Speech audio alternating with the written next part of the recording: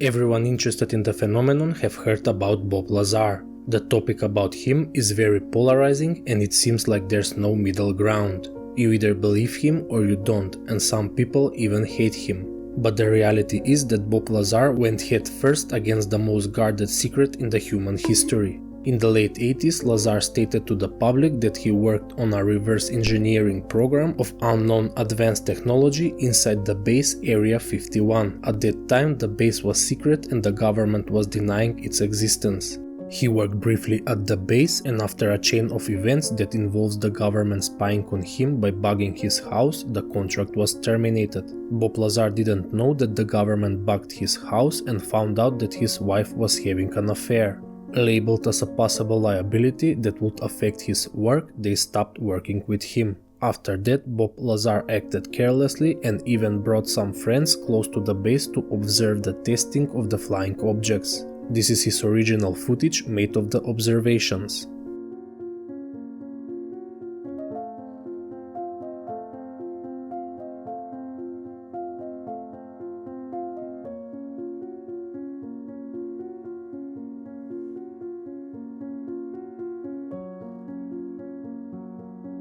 After they were caught in the forbidden area, Lazar was threatened, and scared for his life, he decided to go public.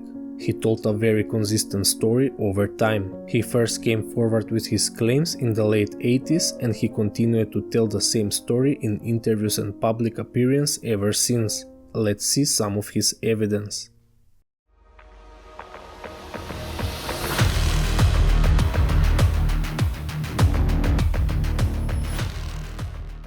The first evidence that was denied by the debunkers but later came out to be true was that Bob Lazar worked at the Los Alamos laboratory, the facility most famous for its contribution during the Manhattan Project and the developing of the first atomic bomb. After evidence of his employment was obtained, the skeptics' narrative quickly changed from he wasn't working there to he was just a technician, and later to he was probably a janitor or was scanning badges. From Los Alamos, Bob Lazar was recruited to work at Area 51, or more specifically at the part known as S4. Skeptics were denying that Area 51 existed, but it also changed in 2013 when the government officially acknowledged the existence and the name of the base when they declassified the CIA documents about the history of the U-2 spy plane program and the SR-71 Blackbird aircraft. Also, the existence and the location of S4 was confirmed by multiple employees who work at Area 51, and the decorated fighter pilot Freehoff said that people saw Bob Lazar present at the base.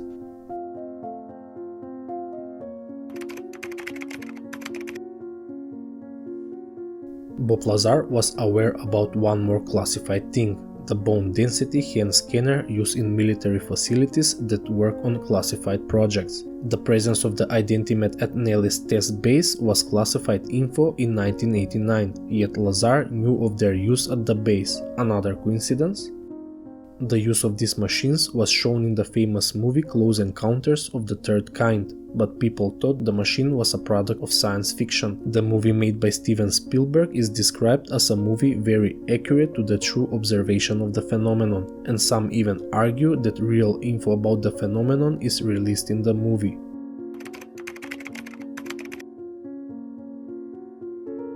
Bob Lazar also said that the exotic crafts were using a stable version of element 115 as a fuel for the propulsion. Only a tiny bit of element 115 would be enough for a long time duration of the craft, as the propulsion system didn't produce any waste heat. Element 115, also known as moscovium, was first synthesized in 2003 by Russian and American scientists. It's an extremely heavy and unstable element with a very short life, and it's not found naturally on Earth. Yet Bob Lazar was talking about the element in the 90s. Skeptics argue that it's easy to predict the next elements, but that's not the case. Before its discovery, element 115 was not easily predictable using known chemical and physical principles, and many elements that theoretically exist cannot be synthesized easily. Skeptics are saying that was just another lucky guess because element 115 was predicted to exist in the 60s by scientists who were studying the properties of super heavy elements. These elements, which have atomic numbers higher than uranium, are extremely difficult to produce and study because they decay very quickly and are highly unstable. But when skeptics feel bitter, they would also say, well, Bob Lazar said element 115 was stable. Moscovium is highly unstable, so Bob is wrong. And in the future, when the scientists will produce a stable element 115, the skeptics will say, well, that was just a lucky guess, or scientists predicted that, so Bob Lazar was stealing again. In fact, the skeptics and even the believers who are against Lazar are saying that Bob stole many of the claims from other sources, but he was lucky that those claims came out to be true. That makes Bob Lazar the luckiest man in history. Instead of thinking that those claims are real because there is corroboration from multiple sources, they think that only one source can provide information and every other source that corroborates or adds more to the info is a copycat, which is a complete nonsense. Every investigative journalist seeks for corroboration from multiple sources. We all know about the crash retrieval programs that possibly started in the 50s after the Trinity and Roswell crashes. The scientists in USA started predicting element 115 in the 60s, and Russian-American team produced Moscovium for the first time in 2003. That's a strange coincidence, knowing that Russians and Americans have worked together on many joint projects, and the rumor goes that every superpower country have their own reverse engineering programs. In my opinion, this adds even more credit to the story of Bob Lazar. So, on court and under oath, Bob Lazar has submitted his W-2 form that he was working in the Department of Naval Intelligence. The result, Bob Lazar was not prosecuted for that claim or for forgery, meaning that Lazar indeed worked there. Skeptics argue that such department didn't exist, but other examples show that they are wrong. The researcher Richard Geldrick has found many historical mentions of the department and thinks it's associated with intelligence work involving the CIA. Check him out on Twitter. There are many references to the Department of Naval Intelligence.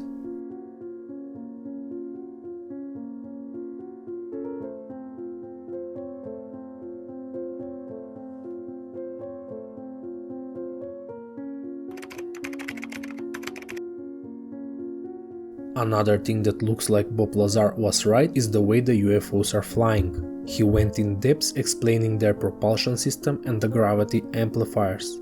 He only worked on one part of the propulsion system. The work on these classified programs is highly compartmentalized, so the progress is very slow due to lack of communication between the different groups. So to the skeptics who say, well, why don't Bob build a spaceship then? That's impossible for one man. He even stated that there was a slow progress and thinks the military still doesn't know how to replicate the crafts but knows how to fly them. Anyway, he explained the rotation of the craft towards the direction in which the craft is going to move. And the corroboration of this claim arrived in 2017 when the gimbal video from the Navy was released. The craft we are seeing here rotates just like Bob Lazar described in the 90s, so that makes... The only thing that is left for the naysayers is the controversial education of Bob Lazar, which Bob Lazar himself said that it's scrubbed by the government. I wouldn't believe this too if I didn't see that with my own eyes. Just take a look at what the DoD is doing to Lou Elizondo even today, despite all the digital records and people like Christopher Mellon, who is former Deputy Assistant Secretary of Defense for Intelligence, vouching for him. They still deny that Luis Elizondo had any responsibility in ATIP, despite the fact that Senator Harry Reid, who created the program, released an official document confirming that Lou was the head of the department. They even went so far to delete the internal emails of Lou Elizondo. There's an ongoing IG investigation about this case. Now imagine what they could have done in the 90s when there's no internet and almost no digital records to a man who doesn't have powerful allies vouching for him like Lou Elizondo has. In my opinion, if Bob didn't went public with his story, he would have disappeared from the face of Earth. And to the people saying, well, why didn't he name his professors and colleagues if he went in that university? Well, think about it. Would you ruin someone else's life? Would you ruin other people's lives just to prove something which is very hard to prove, especially if they have nothing to do with that? Millions of people would have abused those professors and the students which they will deny knowing Bob Lazar anyway, especially if they were threatened by government agents. Just watch this. They told me that I was wrong, that I hadn't seen anything. And if he spoke up? Clearly you were drunk on duty, and that will have to be reported to the Education Department, and of course you'll lose your job. An official report into Westhall just disappeared. And that is what I find most interesting of all, that I was definitely being told to be quiet. Bob did the right thing, and even if he lied and is a serial liar, wouldn't you think that he would easily check the professor and students list? At least that was easy to do, and all universities have those records.